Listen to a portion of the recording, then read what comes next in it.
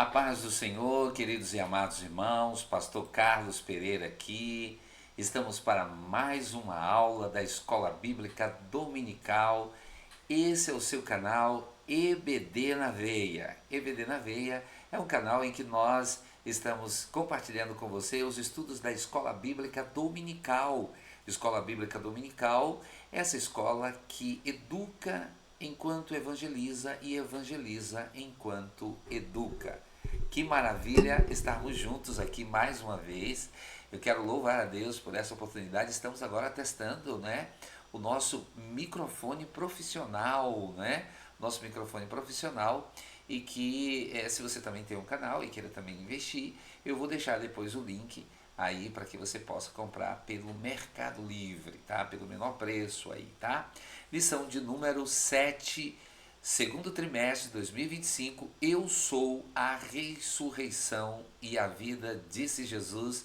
É o nosso tema. Eu aqui, pastor Carlos Pereira, estou convidando você para mais uma aula da Escola Bíblica Dominical.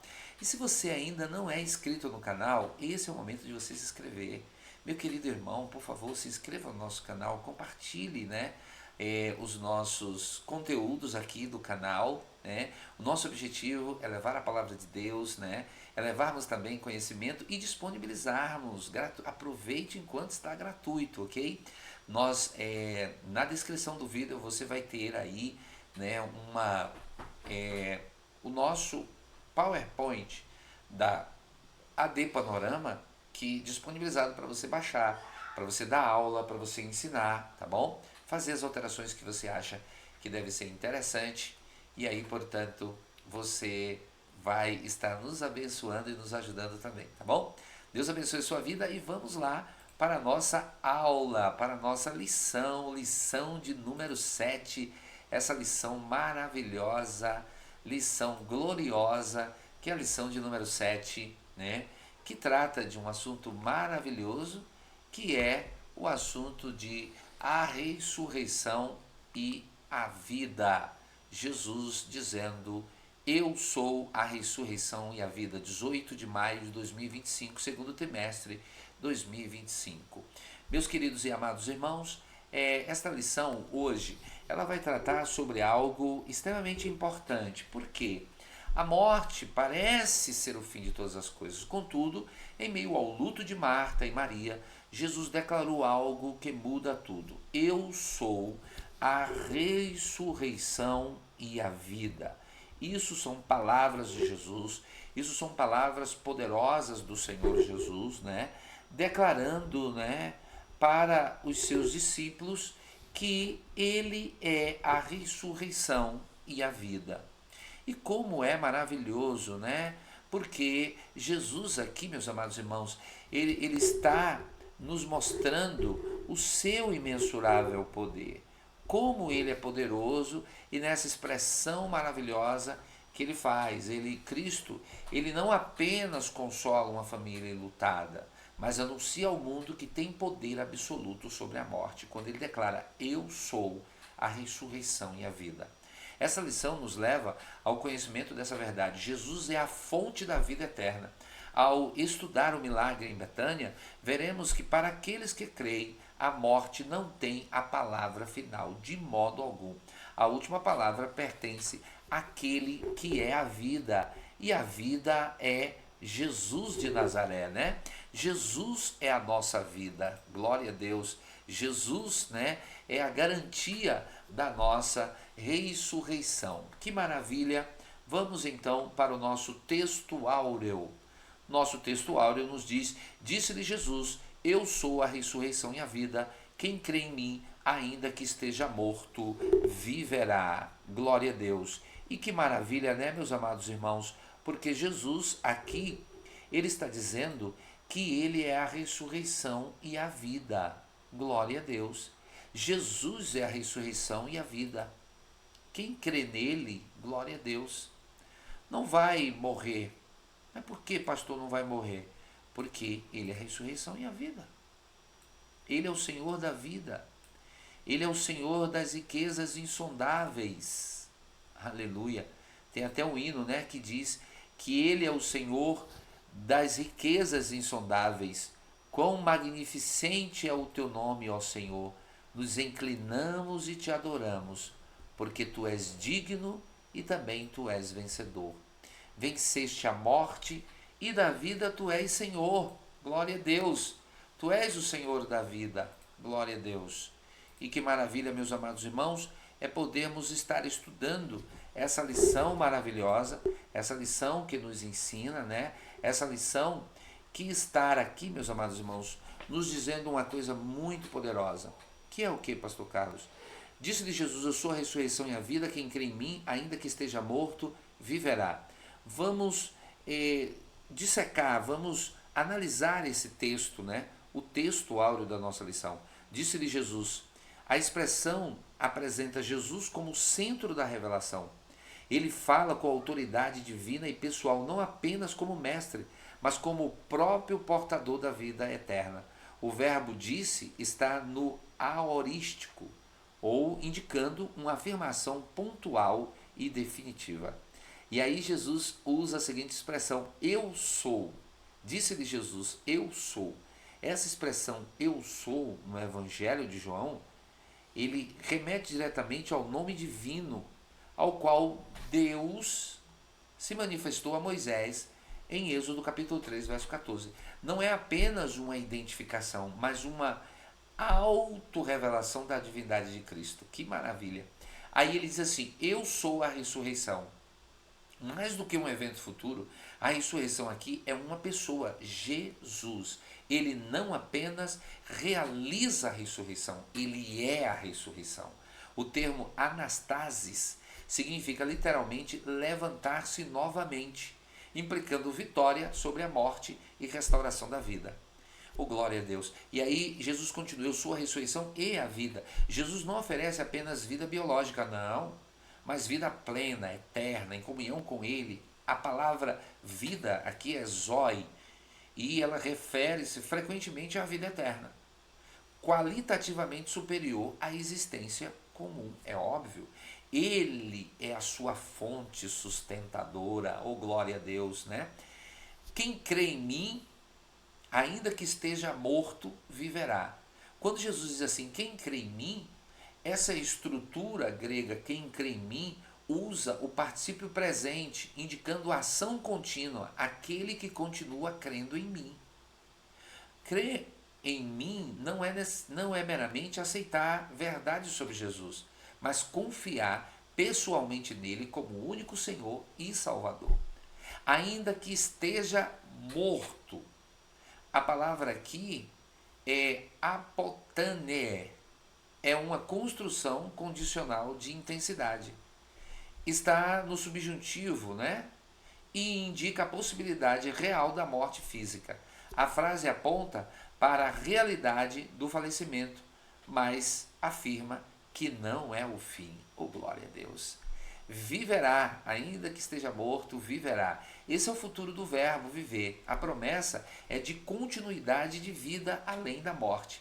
Aqui se afirma a certeza da vida eterna para quem crê, mesmo que passe pela morte física. João capítulo 11, verso 25, revela que a esperança cristã não está apenas em um futuro evento escatológico, mas em uma pessoa presente e viva. É a ressurreição e a vida. É a ressurreição, porque Jesus é a ressurreição e a vida. Crer nele é ter a garantia que a morte não tem a palavra final. Para o crente, a morte é um portal, não um ponto final. Glória ao nome do Senhor Jesus. Aleluia. Louvado seja Deus. Agora, meus amados irmãos, vamos para a nossa verdade prática, né? A verdade prática, ela nos fala sobre uma verdade poderosa. O Senhor Jesus Cristo é a ressurreição e a vida, e por essa razão temos a garantia de que um dia teremos um corpo glorioso como o dele. Aleluia. Essa é a nossa esperança, essa é a nossa convicção, essa é a nossa fé. Agora, meus amados irmãos, vamos para a nossa leitura bíblica em classe, né? Que está no Evangelho de João, capítulo de número 11, versículos 14, 15, 17 a 25 e 23 a 27. Vamos fazer então aqui a nossa leitura bíblica. Então Jesus disse-lhes claramente: Lázaro está morto, e folgo por amor de vós, de que ele lá não estivesse, para que acrediteis. Chegando, pois, Jesus, achou que já havia 4 dias que estava na sepultura. Ora, Betânia distava de Jerusalém quase 15 estádios, e muitos dos judeus tinham ido consolar a Marta e a Maria acerca de seu irmão. Ouvindo, pois, Marta que Jesus vinha, sai-lhe ao encontro. Maria, porém, ficou assentada em casa. Disse, pois, Marta a Jesus: Senhor, se tu estivesses aqui, meu irmão não teria morrido. Oh, que expressão, né? Marta, ela expressa, meus amados irmãos, o sentimento ali, né? Daquela dor. Oh, Jesus, se o Senhor estivesse aqui, meu irmão não teria morrido, não. O Senhor ia fazer alguma coisa, ele não iria morrer. Disse-lhe Jesus: Teu irmão há de ressuscitar. Disse-lhe Marta: Eu sei, Senhor, que ele há de ressuscitar na ressurreição do último dia. Disse-lhe Jesus: Eu sou a ressurreição e a vida. Quem crê em mim, ainda que esteja morto, viverá. Meu irmão, que maravilha, né? Como é bom a gente estudar a palavra de Deus. E todo aquele que vive e crê em mim nunca morrerá. Crês tu isto? Você acredita mesmo nisso, Marta? Disse-lhe ela: Sim, Senhor, creio que tu és o Cristo, o Filho de Deus, que há de vir ao mundo. Que maravilha, né? Marta ali expressa a sua fé. Marta, ela fica, né, em certo sentido, meus amados irmãos, voltada, né, para aquele momento ali de sentimento. E eu presumo, né, imagino o quanto foi difícil para Marta aquele momento ali, né? Agora vamos para a nossa introdução. Nessa lição, iremos refletir sobre o propósito de Jesus ao realizar o milagre da ressurreição de Lázaro. Agora, os objetivos da nossa lição, meus queridos irmãos. O primeiro objetivo é identificar o propósito de Jesus no milagre da ressurreição, né? Evidenciando a glória de Deus. Segundo, analisar de que forma o diálogo entre Jesus e Marta reforçou e solidificou a fé da irmã de Maria. E apresentar a doutrina bíblica da ressurreição do corpo, destacando a sua importância para a esperança cristã na vida eterna. Agora nós vamos, meus amados irmãos, para o nosso primeiro tópico, né, que é o propósito de Jesus. O capítulo 11 conecta-se ao contexto do capítulo 10, no qual Jesus se afasta de Jerusalém após uma tentativa de prisão e se dirige para além do Jordão. Ao ser informado sobre a doença de Lázaro, Jesus já estava a leste do Jordão, né? Isso nós podemos ver em João capítulo 10, verso 40. E levou alguns dias para chegar a Betânia, onde encontrou Lázaro morto há 4 dias. Né? Aqui nós temos, meus amados irmãos, um momento interessante. Por quê? Porque o propósito de Jesus aqui, e esse propósito, ele é interessante porque, veja bem, Jesus, né, ele tem um propósito nisso. Ele não se detém unicamente, né, ali sem propósito. Na verdade, Jesus nunca faz nada sem propósito, né? Glória a Deus por isso. Pontos que merecem destaque aqui quando nós analisamos o propósito de Jesus. Primeiro, a ressurreição que ocorre no Novo Testamento são ressurreições realizadas por Jesus durante o seu ministério. São eles: número 1, o filho da viúva de Naim; número 2, a filha de Jairo; número 3, Lázaro. Ressurreições ocorridas por ocasião da morte e ressurreição de Jesus. Santos em Jerusalém. Foi umas ressurreições realizadas pelos apóstolos nos períodos da igreja primitiva. Tabita, Dorcas, Eutico, ressurreição futuras, né, doutrinárias, podemos assim dizer, escatológicas lá no futuro, quando a Bíblia está falando de ressurreição, né? Ressurreição dos justos em Cristo, ressurreição dos ímpios no juízo final. Os 7 sinais registrados no Evangelho de João revelam progressivamente a identidade de Jesus como Cristo, o Filho de Deus. O primeiro é a transformação da água em vinho, em Caná da Galiléia. O segundo é a cura do filho de um oficial do rei, realizada à distância. O terceiro, a cura do paralítico no tanque de Betesda. O quarto, a multiplicação dos pães. E o quinto, Jesus andando sobre o mar. O sexto, a cura do cego de nascença. O sétimo, a ressurreição de Lázaro. Esses sinais foram escritos para gerar fé. É muito importante que Jesus estava aí com o objetivo, João, ao registrar, né, esses milagres, João estava com o propósito, né, de revelar Jesus, para gerar fé nas pessoas. A escritura do capítulo há 4 divisões, como se segue, né? O capítulo, né, em que nós estamos comentando nessa lição é o relato da enfermidade de Lázaro, a sua morte, a chegada de Jesus e seus discípulos a Betânia, perto de Jerusalém, o milagre em si, né, que Jesus ordena o milagre, e os seus resultados, né? Veja, um homem chamado Lázaro estava doente, ele era de Betânia. Eu estou usando agora uma outra versão da Bíblia para que a gente clareie mais o texto, tá bom? Um homem chamado Lázaro estava doente, ele era de Betânia, da aldeia de Maria e de sua irmã Marta. Esta Maria, cujo irmão Lázaro estava doente, era a mesma que ungiu o Senhor com perfume e lhe enxugou os pés com os seus cabelos. Por isso, as irmãs de Lázaro mandaram dizer a Jesus: aquele que o Senhor ama está doente. Jesus estava em Betânia, do outro lado do Jordão, cerca de 30 quilômetros de Betânia, cidade de Lázaro. Tá? Certo dia, um mensageiro chegou com a notícia triste de que Lázaro, o amigo querido de Jesus, estava enfermo. Se esse mensageiro não tivesse se demorado ao longo do caminho, é provável que tenha levado um dia para completar a viagem. Jesus mandou-o de volta no dia seguinte com a mensagem de ânimo registrada em João capítulo 11, verso 4. Em seguida, esperou mais 2 dias. Olha que coisa interessante. Esperou mais 2 dias antes de partir para Betânia. E quando ele e os discípulos chegaram, Lázaro já estava morto havia 4 dias. 4 dias. Isso significa que havia morrido no mesmo dia em que o mensageiro partira para buscar Jesus. Os acontecimentos sucedem mais ou menos na seguinte maneira, considerando sempre um dia para a viagem. No primeiro dia, o mensageiro vai buscar Jesus, Lázaro morre. Segundo dia, o mensageiro volta a Betânia. Terceiro dia, Jesus espera mais um dia e parte para Betânia. Quarto dia, Jesus chega em Betânia. Tá? Veja que nesse episódio, especificamente nesse episódio, né, Jesus ele tem um propósito definido. E o propósito é realmente, né, estar, meus amados irmãos, em certo sentido, dentro do cronograma do Senhor. Só que aí tem uma situação, né? O desapontamento de Maria e Marta.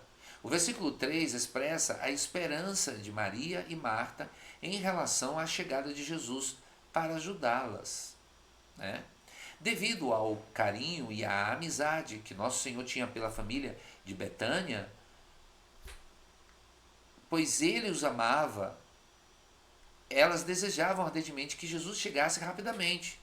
No entanto, a visita de Jesus, no tempo esperado por Marta e Maria, não se concretizou. E aí Marta e Maria ficam, do ponto de vista, desapontadas. Por que elas se desapontam? Porque elas queriam, como todos nós, né? Como qualquer um de nós, né? E aí é interessante a gente fazer uma análise aqui, como todos nós, né? Eu gostaria, imagine que você tem um ente querido seu que está doente, né? E você sabe que Jesus pode fazer um milagre. Jesus precisava estar ali, né? Então, quando elas falam isso, se o senhor estivesse aqui, o meu irmão não teria morrido, né? É uma expressão assim que denota o momento em que Marta estava vivendo, né? Mas aí vem esperança fundamentada no amor de Cristo. Marta e Maria expressaram sua confiança no cuidado de Jesus ao enviar um mensageiro dizendo: aquele a quem amas está doente. Elas não fizeram pedidos explícitos, apenas confiaram que o amor de Cristo por Lázaro seria suficiente para que ele agisse. Nem sempre Deus age no nosso tempo. Aqui é uma lição que nós aprendemos. A expectativa de Marta e Maria era de que Jesus chegasse antes da morte de Lázaro. Elas criam que o Senhor poderia curá-lo. Contudo, o tempo de Deus não coincide com o tempo delas. Esse atraso aparente frustra, a expectativa humana, mas não nega o amor divino, pois Jesus o amava. Que coisa gloriosa! Jesus amava. Jesus amava e ele prova que amava porque ele chora, mas ainda assim permaneceu onde estava por mais 2 dias. Deus não é refém do nosso cronograma. Deus tem um tempo certo para fazer as coisas. Deus tem um propósito certo. Que coisa, meus irmãos. Isso é muito poderoso quando nós estudamos. Veja como o poder de nós estudamos a palavra. Aqui nós aprendemos uma coisa sobre o tempo. O tempo de Deus, ele é pedagógico e glorioso. O atraso intencional de Jesus visava um propósito maior, que era revelar a sua glória e fortalecer a fé dos seus discípulos. Glória a Deus. Deus nem sempre atende quando queremos, mas sempre age quando é melhor. Aleluia. Esse silêncio momentâneo foi uma lição profunda para aquela família e também para nós. Mesmo quando parece que Deus não chegou a tempo, ele nunca chega atrasado. Como se atrasaria o Deus que criou o tempo? Oh, glória a Deus! Como é que Deus se atrasaria se foi Ele que criou o tempo? Aleluia! E como é bom, meus amados irmãos, a gente estar aprendendo, assuntos tão gloriosos. Como é bom. Eu não sei porque existem pessoas que não participam da escola bíblica dominical. Venha para a escola bíblica dominical, vai estudar a palavra de Deus. Como é bom a gente estar juntos aprendendo mais da palavra do nosso Deus. Vamos então para o nosso a continuidade da nosso estudo.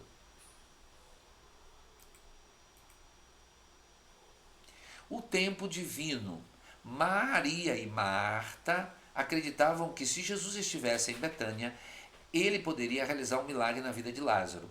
Elas tinham plena consciência de que nosso Senhor é o Filho de Deus. No entanto, o plano do Pai não coincidia com o delas, E que maravilhoso, porque o plano de Deus é diferente do nosso, Que bom.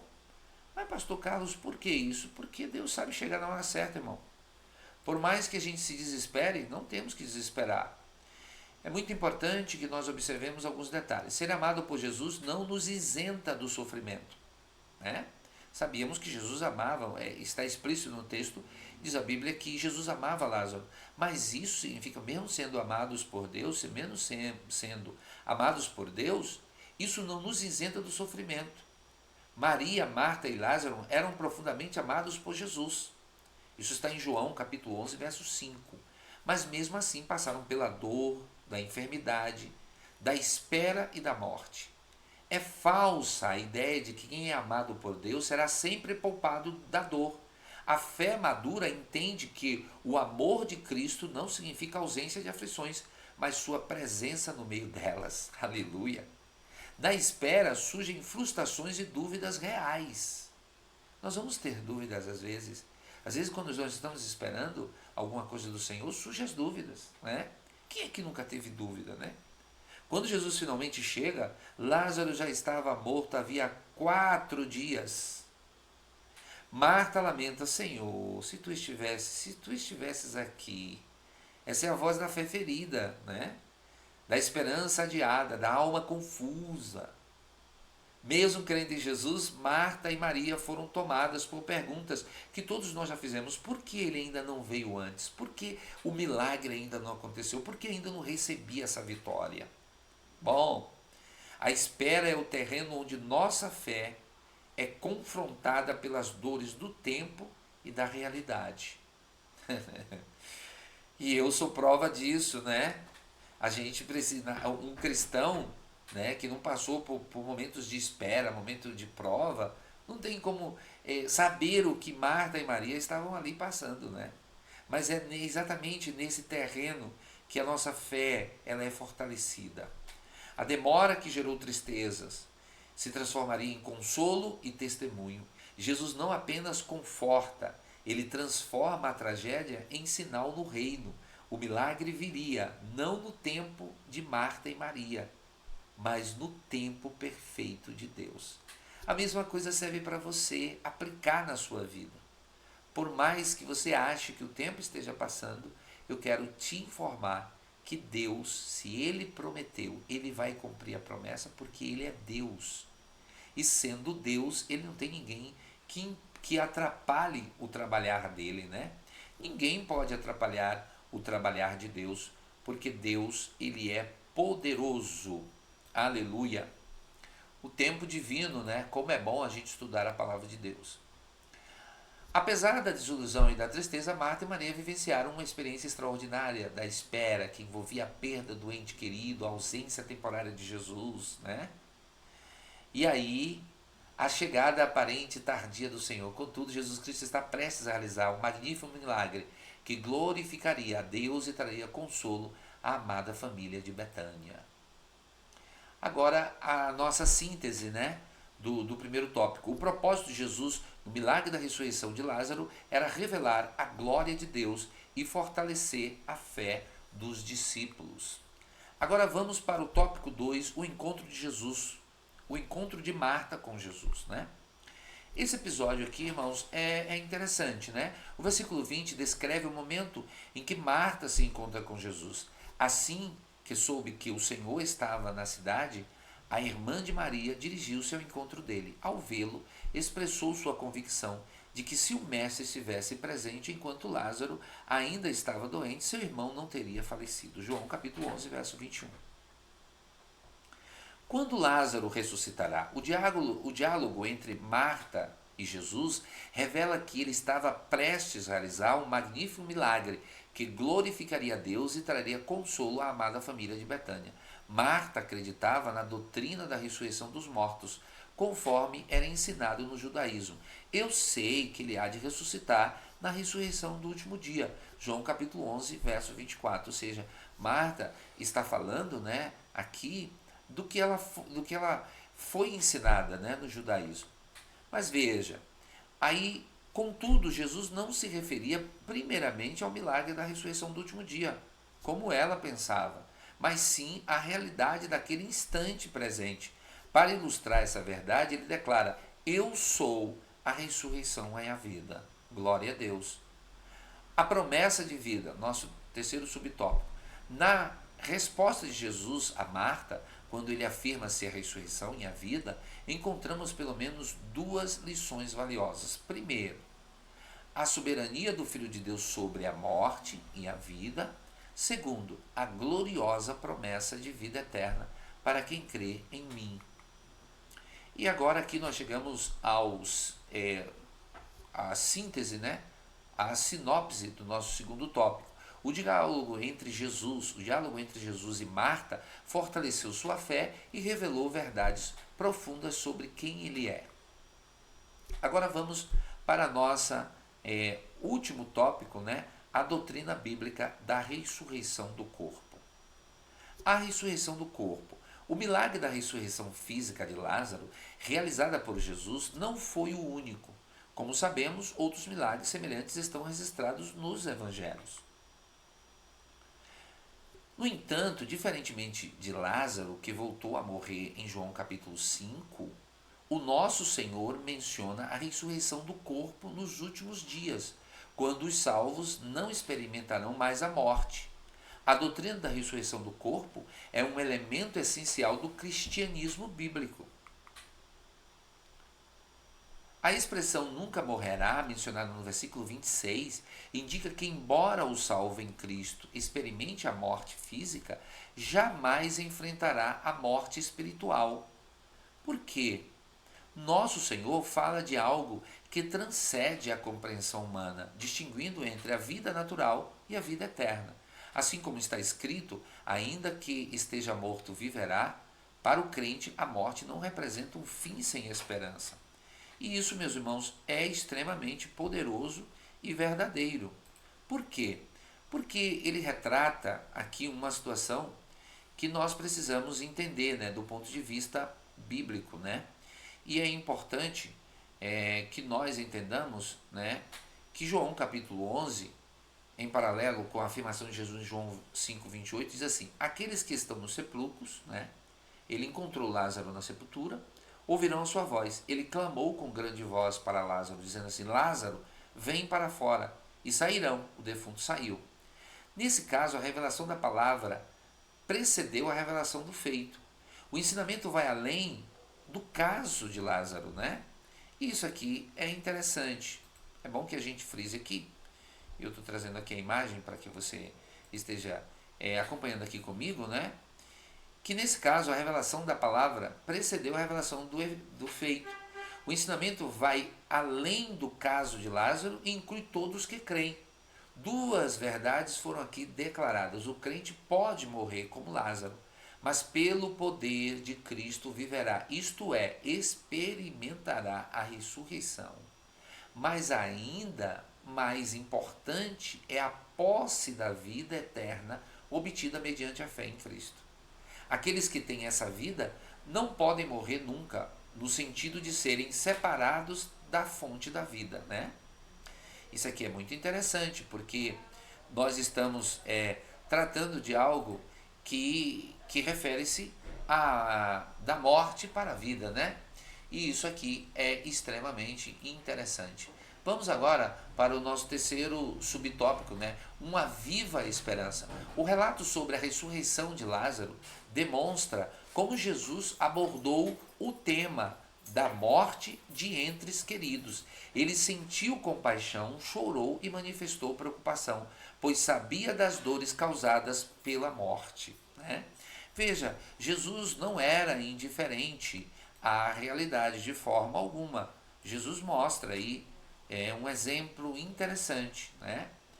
Olha que esse subponto nos faz lembrar de 1 Tessalonicenses capítulo 4, verso 13, onde o apóstolo Paulo exorta os crentes: não queremos, porém, irmãos, que sejais ignorantes com respeito aos que dormem, para não vos entristecer de como os demais que não têm esperança.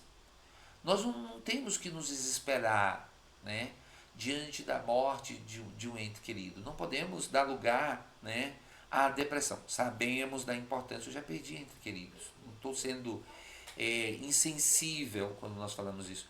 Mas Paulo reconhece que a dor da perca é real, mas também afirma que há uma diferença radical entre o lamento do cristão e o desespero do mundo. O cristão não nega a morte, mas enfrenta a perda com os olhos voltados para a ressurreição. A nossa dor é marcada pela esperança. O que é esperança? Na Bíblia, esperança não é um desejo incerto, mas uma certeza futura, baseada na fidelidade de Deus. A palavra grega usada por Paulo é elpis, que significa uma expectativa segura, firmada nas promessas de Deus. Diante das perdas, o cristão não está entregue ao vazio. Não. Não somos como os demais que não têm esperança. Choramos sim, mas com os olhos voltados para Cristo. A ressurreição de Lázaro nos lembra que o túmulo não tem a última palavra. Não. Essa esperança nos consola, sustenta e nos move a viver com os olhos fixos na eternidade. Se Cristo venceu a morte, nós também venceremos com Ele. Glória a Deus, né? Que maravilha, meus amados irmãos. E agora nós vamos para a nossa conclusão, né? Primeiro, a nossa síntese aqui, né? Ou a nossa síntese, né? Da nossa lição, que é o tópico aqui, né? A doutrina bíblica da ressurreição, né? É fundamental, a ressurreição do corpo, né? É fundamental para sustentar a esperança da vida eterna na vida do cristão.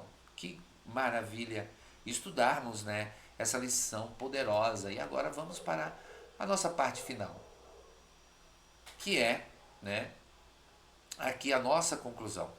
Esta lição abordou o diálogo entre Jesus e Maria, no qual se manifestaram as dúvidas da irmã de Marta, juntamente com as reflexões sobre a doutrina da ressurreição do corpo. O milagre da ressurreição de Lázaro exemplifica uma verdade muito mais ampla e profunda. Haverá um tempo em que aqueles que morreram em Cristo ressuscitarão e terão seus corpos gloriosamente transformados. Aleluia! E essa é a nossa esperança, né, amados irmãos? Essa é a nossa esperança, porque se esperarmos em Cristo só nessa vida, né, somos os mais miseráveis dos homens. A afirmação de Jesus, eu sou a ressurreição e a vida, não é apenas consolo para um momento de luto, mas fundamento para toda a nossa fé. Crer em Cristo é mais do que esperar um milagre, é reconhecer que Ele é a fonte da vida agora e na eternidade. A ressurreição de Lázaro antecipa a vitória de Cristo sobre a morte e aponta para o nosso futuro glorioso. Você crê nisso? Aleluia! Você acredita nessa verdade? E agora, meus amados irmãos, como de costume, né? Eu sempre tenho aqui para os professores que ficaram até o final, você que é professor, lembrando a você que você vai ter aqui na descrição, né, da nossa lição, aqui na descrição da lição você vai ter, evidentemente aqui, né, o slide da AD Panorama, lembrando sempre que não é o slide que eu estou dando aula, porque é um slide que tem direitos autorais, né? E agora, meus amados irmãos, eu quero passar para vocês aqui, compartilhar com vocês uma dinâmica. Você que é professor e quer apresentar essa dinâmica, né? Você pode estar fazendo isso acontecer de uma forma bem abençoada. Ou seja, seja criativo, faça uma aula criativa e aqui eu vou dar uma dica para que você possa estar aqui colocando, né, a sua colocando em prática, né, essa dinâmica eu sou a ressurreição e a vida. O objetivo, né, dessa dinâmica é aproximar os alunos do texto bíblico central da lição, estimulando leitura, memorização, trabalho em equipe e atenção à mensagem. Materiais necessários. Você vai precisar os versículos da leitura oficial da lição, né? Você precisa pegar, recortados em tiras, tá? Folha de cartolina ou papel ofício para colar, canetas e marcadores. Como é que você vai fazer? Primeiro, separe ou imprima as tiras com os versículos da leitura oficial, né? Divida a classe em 2 ou mais grupos. Entregue para cada grupo um conjunto dos versículos embaralhados. O desafio: os grupos devem colocar todos os versículos na ordem exata em que aparece no texto bíblico, sem consultar a Bíblia. Quando terminarem, confira com o texto oficial, corrija e comente. Aí vai uma dica. Para dificultar e estimular a atenção crítica, acrescente um ou dois versículos de outros contextos que não pertencem à passagem da lição. Depois veja se os alunos percebem os versículos intrusos, ok? A equipe que acertar ganha um brinde. Evidentemente, você compra lá um brinde, um bombom, alguma coisa. Exemplo dos versículos para usar, tá? Eu vou citar aqui, qualquer coisa você pode voltar o vídeo e estar vendo quais são. Disse-lhe Jesus, teu irmão há de ressuscitar, João capítulo 11, verso 23. Disse-lhe Marta, eu sei que ele há de ressuscitar na ressurreição do último dia, João capítulo 11, verso 24. Disse-lhe Jesus, eu sou a ressurreição e a vida, quem crê em mim, ainda que esteja morto, viverá. João capítulo 11, verso 25. E todo aquele que vive e crê em mim nunca morrerá. Crês tu isto? João capítulo 11, verso 26. Disse-lhe ela, sim, Senhor, creio que tu és o Cristo, Filho de Deus, que há de vir ao mundo. João capítulo 11, verso 27. Continue com os demais versículos no trecho oficial. Exemplos de versículos intrusos para dificultar. O Senhor meu pastor não me faltará. Salmo 23, verso 1. Tudo posso naquele que me fortalece. Filipenses capítulo 4, verso 13. E essa foi, né, a nossa dica aí, a dinâmica, né, que você pode estar utilizando. Meu querido irmão, você que chegou até aqui, né, Deus abençoe você, Deus abençoe a sua família, que você possa ter uma aula, né, abençoada, e você ainda que não aceitou a Jesus como seu Salvador, aceite a Cristo. Você que ouviu essa lição fala muito, e como é bom ter Jesus como a nossa ressurreição. A ressurreição e a vida é Jesus. Jesus é a nossa ressurreição e a vida, tá bom? Que Deus abençoe a sua vida, que Deus abençoe a sua família. E não se esqueça, divulgue nosso canal, compartilhe esse vídeo e com certeza vai ser uma bênção de Deus. Até a próxima aula. Que Deus abençoe a sua família, que Deus abençoe o seu lar. A próxima lição vai ser uma lição de humildade, lição de número 8, 25 de maio de 2025. Deus abençoe você.